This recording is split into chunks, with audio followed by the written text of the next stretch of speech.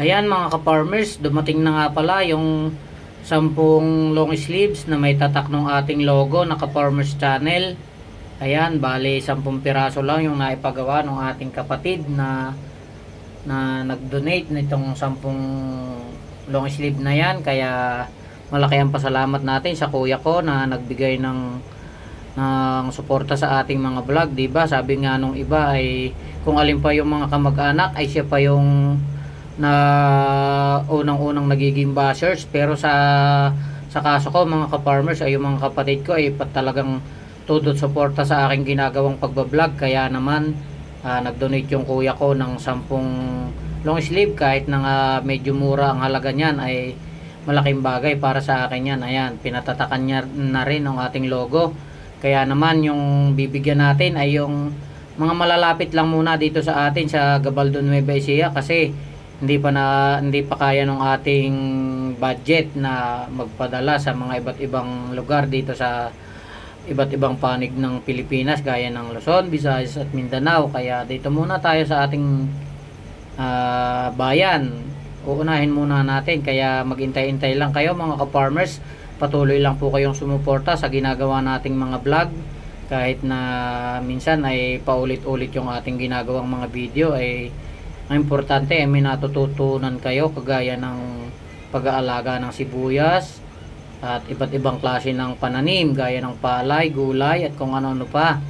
Ayan, nakita nyo naman, door to door pa nating dinadala sa mga bahay-bahay yung mga gift natin sa kanila. At yung isa nating supporters na aking bunsong kapatid ay may pangako sa atin na 10 payong at 10 tasa, at sabi niya may t-shirt pa daw na 10 din. Kaya antayin lang natin, huwag kayong mainip mga ka-farmers, at pamimigay din natin lahat yon. Ayan, nakita nyo naman, kahit umuulan ay dinadala ko pa sa mga bahay-bahay.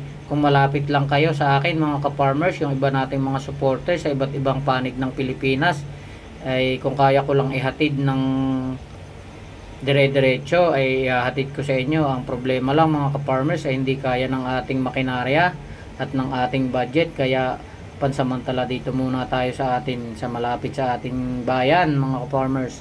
Sana po patuloy po nyo akong suportahan at patuloy kayong mag-share ng aking mga ginagawang mga content. At sa palagay ko naman ay marami naman tayo na i-share na kapaki-pakinabang kumpara doon sa ibang napapanood nating mga vlog na puro hindi naman kapaki-pakinabang. Hindi naman ako naninira mga ka-farmers, kaya lang sana masuportahan natin yung mga ganitong klaseng mga vlog na nakakapagbigay ng mga kapaki-pakinabang na mga aral. Kagaya niya mga ka-farmers, nakita nyo naman lakas ng ulan, hinatid ko pa sa mga bahay-bahay yung mga regalo ko sa kanila. Ayan, nakita nyo naman, ito yung isa nating supporters na kumbaga katulad ko rin na hindi tiga rito sa Gabaldon, Nueva Ecija. Kumbaga pareho kong dayo, dito na lang kami pareho nakapag-asawa. Bali tiga doon siya sa Visayas, pero dinala natin siya ng ating regalo. Kumbaga siya ay katulad nating hindi siya talaga tiga rito sa Nueva Ecija. Ayan, tuwang-tuwa siya mga ka-farmers. Yun lang po, maraming salamat at patuloy po kayong sumuporta sa ating ginagawang mga vlog. Yun lang po, at maraming salamat po sa inyong lahat. Thank you for watching.